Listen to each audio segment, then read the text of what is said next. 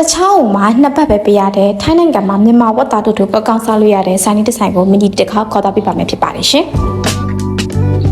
သူဆိုင်လေးရဲ့နာမည်ကတော့မဲဆောက်ကျွန်းလို့ခေါ်ပါတယ်မဲဆောက်မြို့မှာရှိရပါတော့မီနီတို့လိုတိုင်းတစ်ပါးရောက်နေတဲ့လူတွေအတွက်ကမြန်မာအစားအစာတွေကိုအရန်လွှတ်တတ်ကြတယ်ပေါ့နော်အဲ့ဒီကမှမြန်မာအစားအစာတွေဖြစ်တဲ့ဝတ်သားတုပ်ထိုးတွေရောအတုပ်တွေရောတခြားမြန်မာအစားအစာလက်ဖက်ထမင်းတို့ဘာလို့လဲရပါသေးတယ်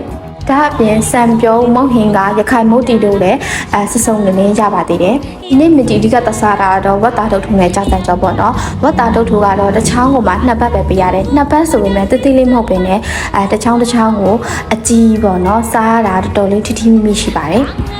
ဒါကတော့မီတီမှာထားတာတွေပါဒါကတော့သူ့ဆန်လေးရဲ့မီနူပေါ့ရှင်မီတီကတော့ကြာစံကြောရဲ့ဝတ်သားတုပ်ထုရဲ့အဓိကစားမှာဖြစ်ပါတယ်ကဲဒါတွေကတော့မီတီစိတ်ကြိုက်ယူရတဲ့ဝတ်သားတုပ်ထုတွေပေါ့ရှင်ဆက်စားပါတော့မယ်ရှင်မီတီကချင်းချင်းငါဆက်ဆက်အရင်ကြိုက်တဲ့လူမျိုးလို့ပထမဆုံးကြာစံကြောတုပ်တွေကိုချင်းငါဆက်ဆက်တုပ်ခါလိုက်ပါတယ်သူ့ရဲ့အရသာကတော့အရန်အစိုးရလည်းမဟုတ်ဘူးအရန်အကောင်လည်းမဟုတ်ဘူးတာမန်ပါပဲအနီတော့ပဲပေါ့နော်ဝတ်သားတုပ်တို့ရဲ့ရတာပြောမယ်ဆိုလို့ရှိရင်အတိကသူတို့ကတော့အချင်းနှစ်ခုပေးပါတယ်အစိမ်းချင်းနဲ့အနီအောင်ချင်းပါမင်တီကတော့အစိမ်းအောင်ချင်းကိုပို့ကြိုက်လို့အစိမ်းအောင်ချင်းလေးနဲ့တွဲစားဖို့ recommend ပေးပါတယ်